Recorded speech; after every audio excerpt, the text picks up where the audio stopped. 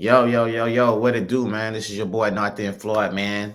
And I know it's been a minute since I did a reaction review, but shit, your boy back, man. You know what I'm saying, on the scene. So um we finna check out this review, man. And they talking about did scientists discover a way to cure all pain. Now, if that's the case, bro, that's gonna be like if that's like a pill or something that you have to give or something, that's gonna be the number one drug in America to cure all pain.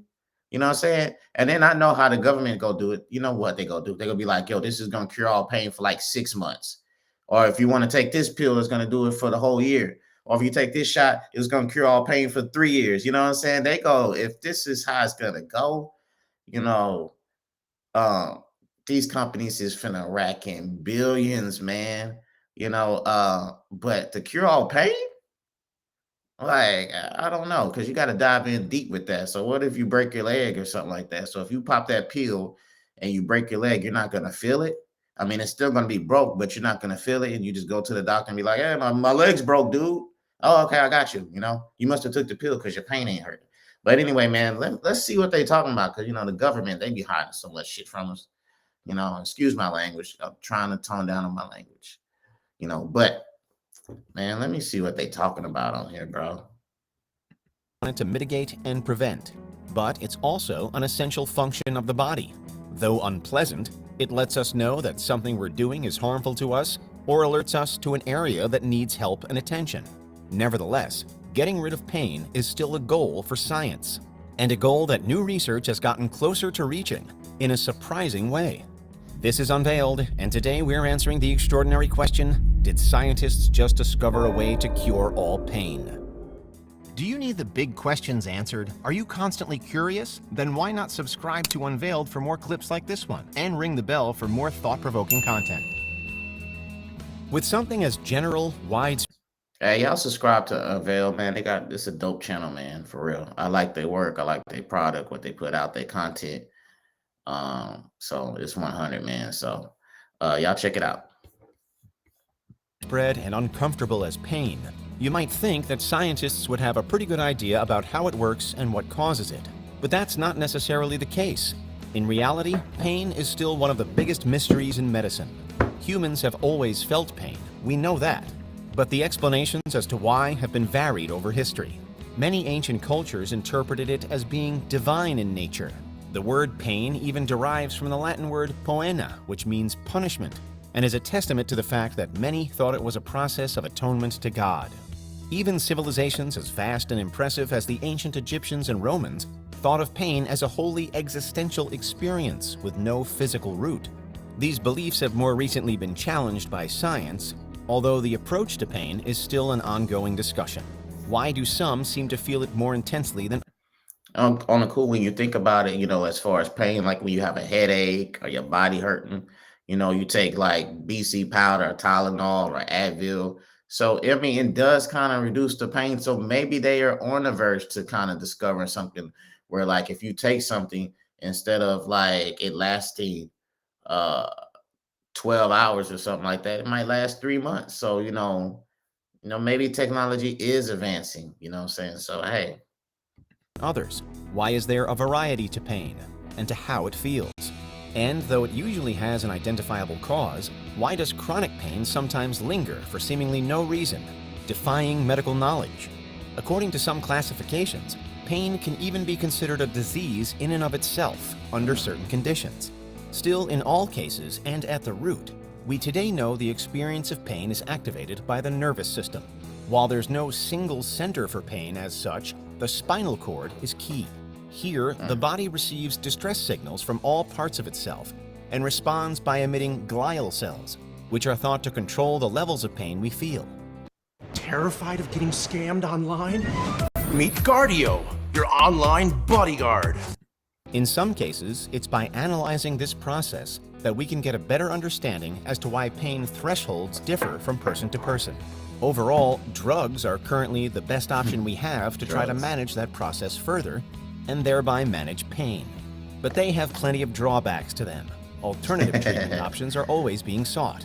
And one of the more creative routes for pain management actually involves sound. This might seem crazy at first, How could sound have an effect on the physical experience of pain? But there is seemingly a link, and a strong one, as different studies have shown that sound has amazing potential. In research with plants, for example, it's been shown that by playing music, you can stimulate a plant's cells to promote faster and healthier growth. And what's Really? more, plants apparently have musical preferences too. Studies show that they seemingly love and gain better results through classical or jazz music, but can actually be slowed down or damaged by heavy metal. We already know that sound has some effect on. Okay, so if I play some Tupac, what the plant gonna do? You know what I'm saying? Yo, if I play some Eminem, what that plant gonna do? You know, like, come on, man. So you saying if we play music, the sound is gonna dictate to what that plant does. If you play rock and roll, it's gonna that's kind of weird to me. So what if you play like something smooth, you know, like some jazz or something, you know? Is that gonna make that plant grow like healthier, strong, you know? And who's doing this research? Like, who is doing this research? Like, is scientists sitting in a room and they're playing music all day and they're just, got a camera on that flower or that plant and then just watching it? Yo, that's some intern type shit. Well, hey, what y'all interns doing over there? Oh, we gotta listen to Tupac all day and we gotta watch this Rose and see what it's gonna do. Intern. Biological organisms then, but now it goes beyond that. It's been found that sound waves can create literal order out of chaos at the subatomic level. The vibrations of different sound frequencies can cause particles to align in specific ways in a phenomenon called cymatics. The simplest way to demonstrate this is with a stream of water or a handful of sand on a vibrational plate. Ultrasonic waves can even cause objects to levitate, and some have gone so far as to claim that some of our most impressive buildings and structures, like the pyramids, may have been built by exploiting the same principles of sound. That's probably not the case in reality, but sound is still capable of more than we imagine. A new study then, led by neurologist Yunyun Liu at the U.S. Institute of Dental and Craniofacial Research, wanted to specifically investigate how sound can affect pain in mice. For the experiment, the team injected mice with a type of red dye into their auditory cortex, the part of the brain that processes noise. The idea being that through this, they'd be able to track any noise-related brain activity. And if the auditory cortex were to connect to another part of the brain, then they would see that region light up too, thanks to the dye. Next, they, unfortunately, injected the mice with a painful solution into their paws, before watching to see whether they experienced discomfort, which they'd most likely show by licking their paws. With the setup complete, the researchers introduced sound.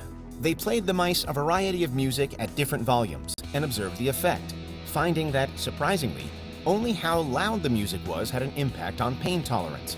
As long as the music was played at around 50 decibels, just above background noise, it seemingly numbed the pain the mice felt, while the genre didn't seem to matter.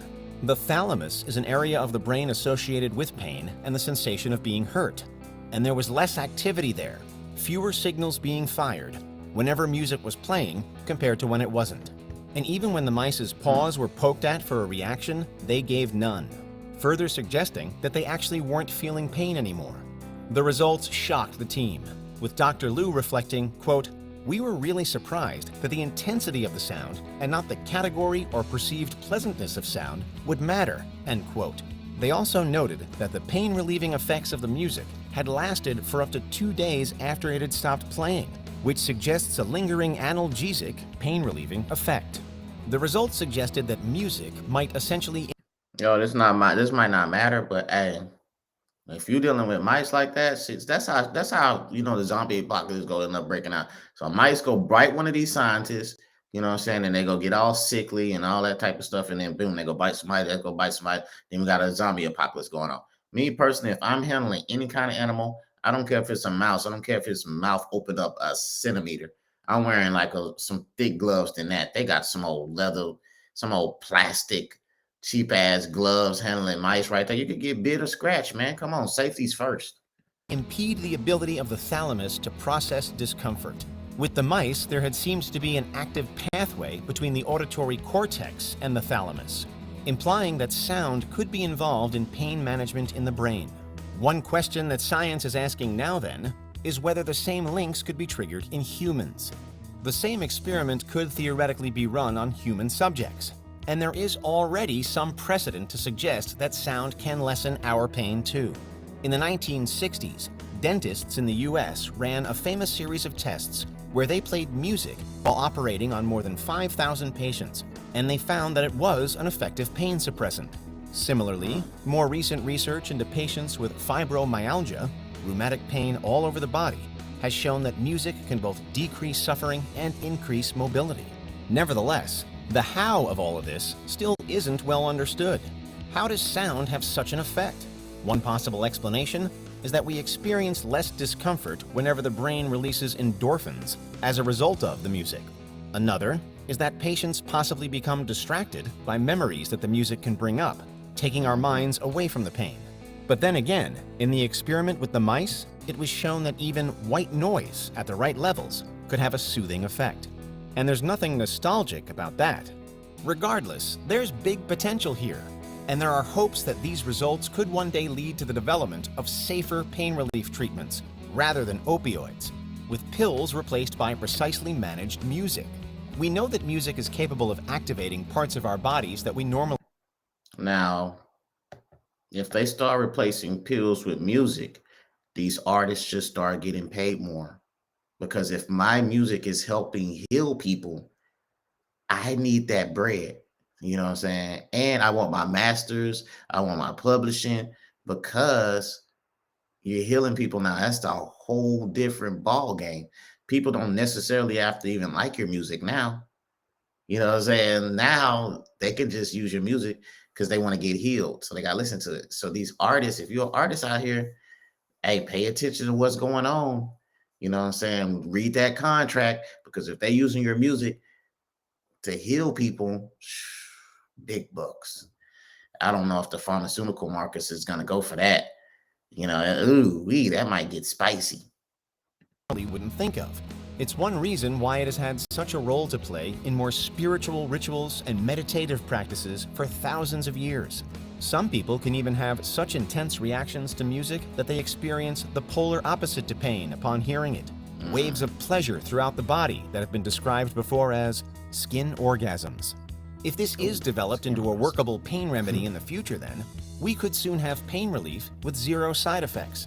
Perhaps we'll see specialized musical rooms designed as pain relief stations, curated playlists that are clinically proven to soothe what ails you, and rock concerts being prescribed as valid treatment for injuries. Although these results might seem shocking or unbelievable, at the heart of it, we know that sound is energy.